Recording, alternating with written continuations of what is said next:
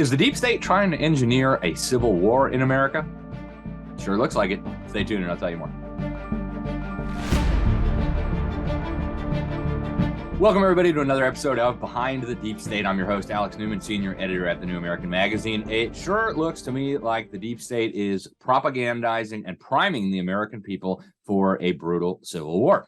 All you got to do is look at the fake media to see what I'm talking about. The establishment propaganda machine is pumping out endless amounts of propaganda. In fact, 2022 was just packed with propaganda suggesting that civil war was just around the corner. They're even conveniently telling us what it's going to look like. According to the fake media, the Civil War will be rural, white, conservative, Christian Americans angry about losing their country to this wonderful, multi-ethnic, liberal, city-dwelling blob that is basically going to be the new rulers of America. And so that is all, they say, going to cause a civil war between these factions. It'll basically be the federal government and the city dwellers against the rural farmers and ranchers and grumpy old white Christian people who don't like their country changing so much, is how they're putting it. And people are being riled up on this big time, folks. And I mean big time. The government's propaganda machine, right? PBS, NPR, of course, government-funded propaganda. They are ratcheting up the hysteria about this civil war. I want to show you just some clips from PBS, one of the fakest of all the fake news networks. Here they are promoting this notion of a civil war. Check it out. How far along that timeline toward a civil war is the United States? So how close is America to a civil war? That's what the clown working for the federal government, pretending to be a news guy, wants to know. And his guest, Barbara Walter, an expert on civil wars, has the answer. Check it out. We've seen a significant rise in violent extremism since 2008. Some of it's been on the left, but the vast majority of it has been on the far right. And it's been perpetrated almost exclusively by white men. And again, if you look at the history of the United States, the group that had been dominant since the very inception of our country were white men. They also tended to be Christian, and they are losing that position. It's no longer guaranteed that you're going to get into the best schools or get the best jobs or have economic security your whole life. Suddenly, there's a lot of competition out there, and you see a subset of this population becoming increasingly resentful, angry, and they truly feel that this is their country and that they're being patriots by saving what they believe is the true identity of this country, and they're willing to use violence to do it. Okay, got it. It's white men, white Christian men that are mad at the fundamental transformation of the country. They're the ones who are going to use violence and so on to retaliate against this plan. Now, don't think that this isn't happening all across the board. I want to show you a video. We've actually used it before here on Behind the Deep State, probably a year or two ago now. It's a young man of African ancestry, and he is talking about how nefarious forces are coming in and trying to basically encourage young Black Americans to be used as cannon fodder in a civil war against white Americans, right? And he actually identifies, he says that this is being stirred up by the Clintons and George Soros, that they want to use these young Black men as cannon fodder in a civil war against Americans of European ancestry. A very wise young man here in terms of what he has identified as happening. I want to show you this little clip. It comes from a 10-minute excerpt. If you get a chance, go watch the whole thing. But listen to what this young man, his name is Shaziel Sons, has to say. The left is going against the right. It's a huge civil war that's being planned out. I want to make this simple. Now, a lot of these white boys and a lot of these white people, they've already chosen their side. Okay. And what I'm saying to these people is, my people, is you're setting yourself up to get slaughtered. There is hidden powers who are controlling the narrative, and they're brainwashing you to feel a certain way about the system, about white people, about every race, and about yourselves. Do not let these beasts, do not let these evil people do this. And I'm not talking about any particular race, man. You got Black people, man. Like I said, the movement has been compromised. There is no black RBG movement. BLM has always, and from the very beginning, was being promoted and being paid for by Soros and Clinton. If you think that these people who've never given a damn about you, all of a sudden, they care about the black man's plight. So this is all to get as many numbers as they can on their side to fight this civil war that they're planning out, that they're already being prepared for. This is all a big setup. It's huge propaganda. We got to put the race thing to the side right now. The Democratic Party are using black people to fight their war with Antifa, with it's getting very, very deep. If you don't know who Antifa is, look Antifa up. Basically a terrorist group. I don't know what people's belief system is.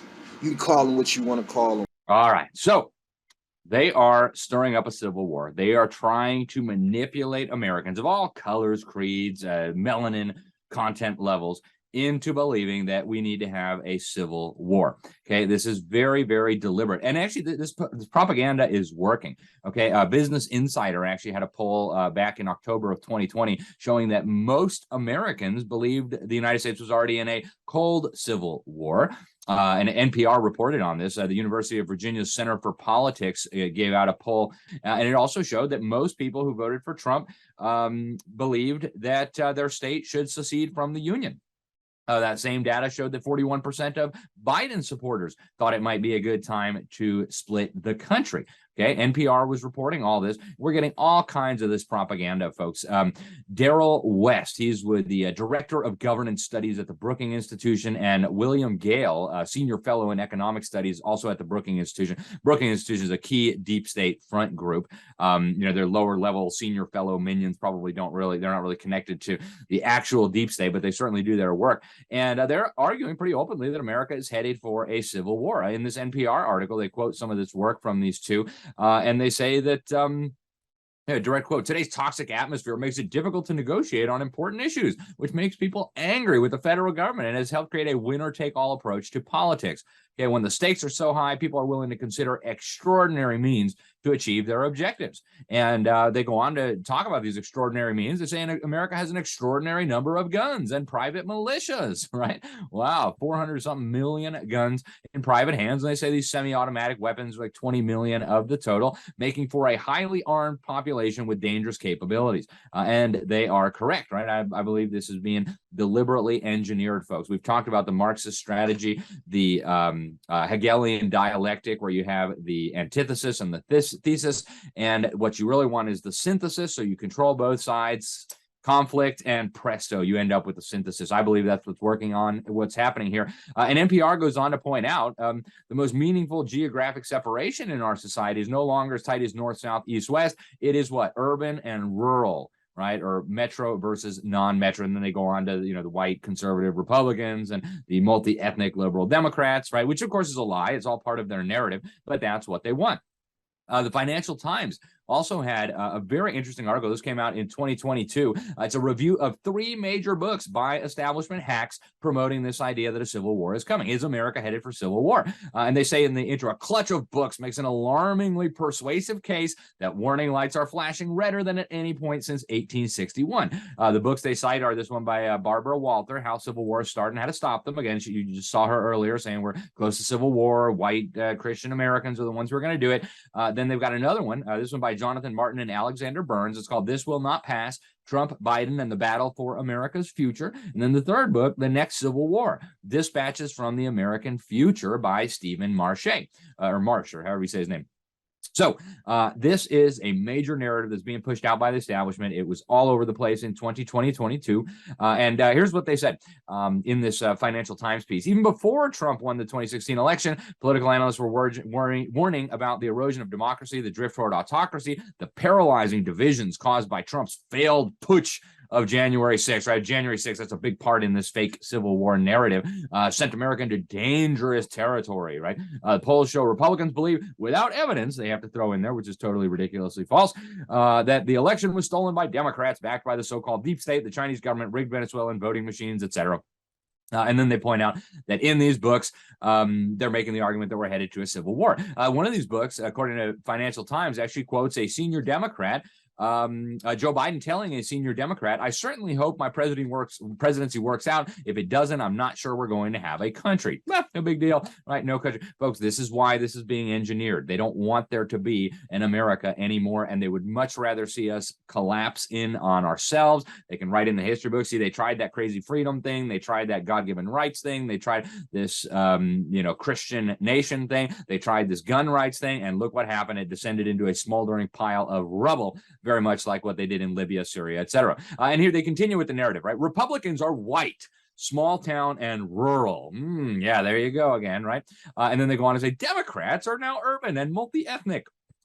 Total lie, by the way, absolute lie, right? Tons of Hispanics, tons of Americans of African ancestry have come to the Republican Party. And most of the leaders of the Democrat Party are lily white, if you want to use that terminology, right? Of course, the Bible never talks about race. I believe it's a false construct created to divide human beings. But they say that in this article that we have a fractionalized anocracy halfway between autocracy and democracy, and that it's quickly approaching the open insurgency stage. Violence stalks America's political language, okay?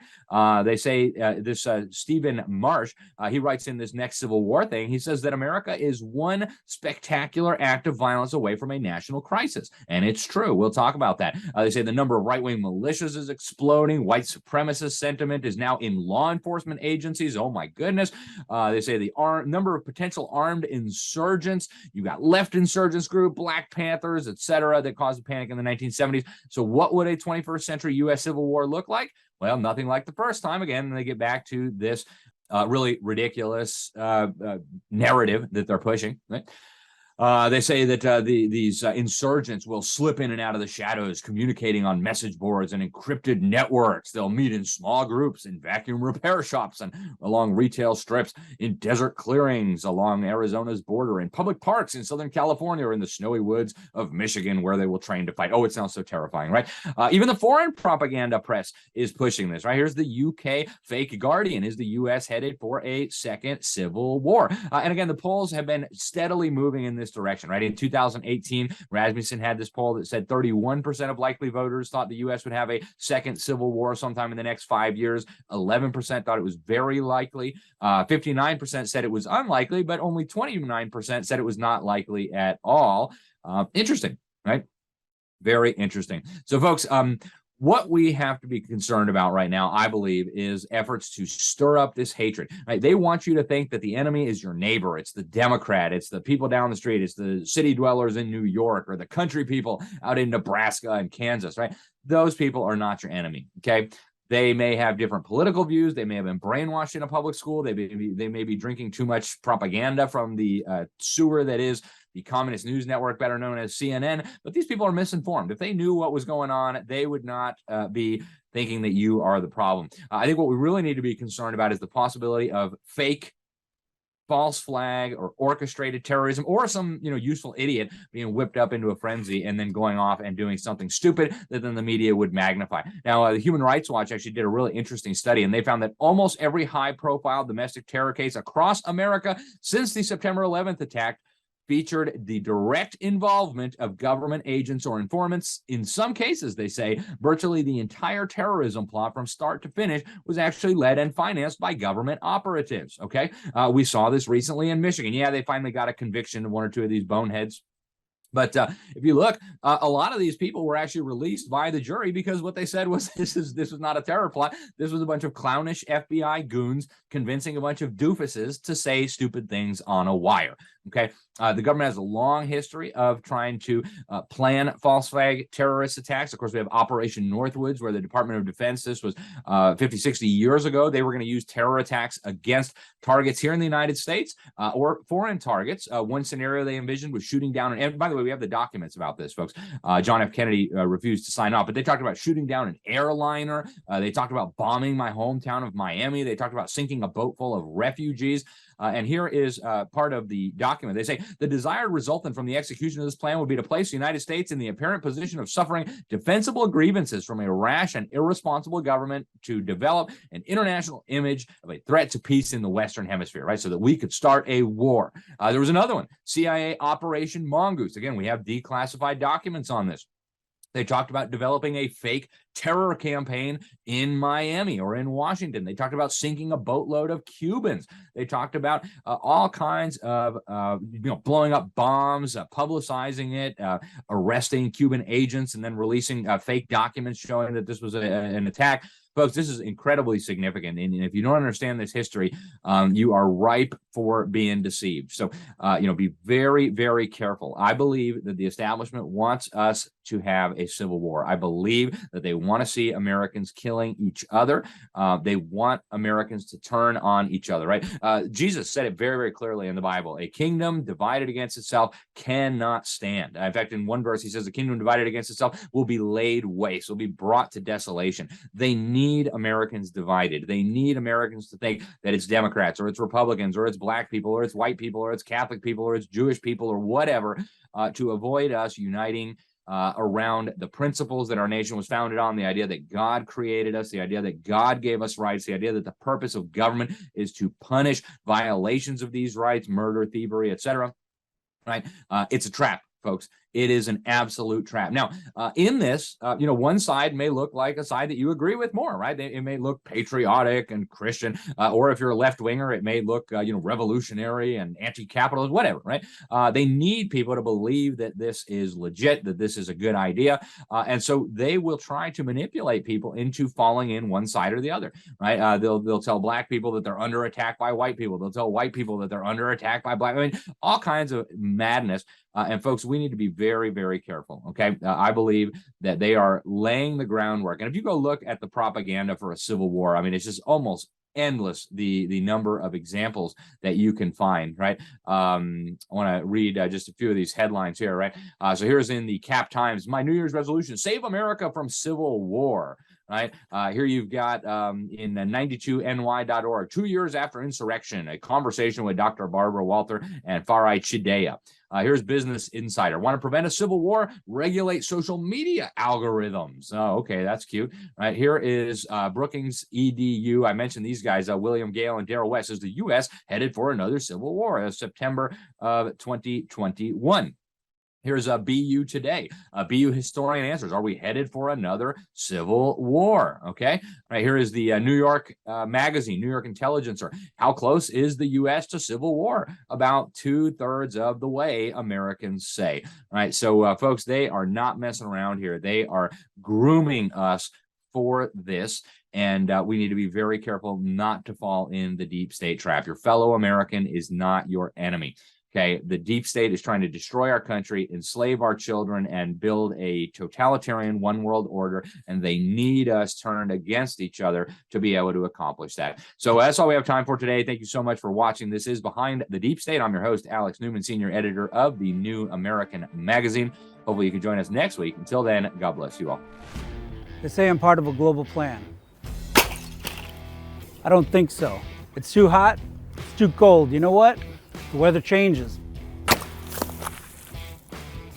Here's the news, Dad. Nope. It's hard to tell what's real and what's fake these days. Ditch the fake news and always get the truth. Go to thenewamerican.com.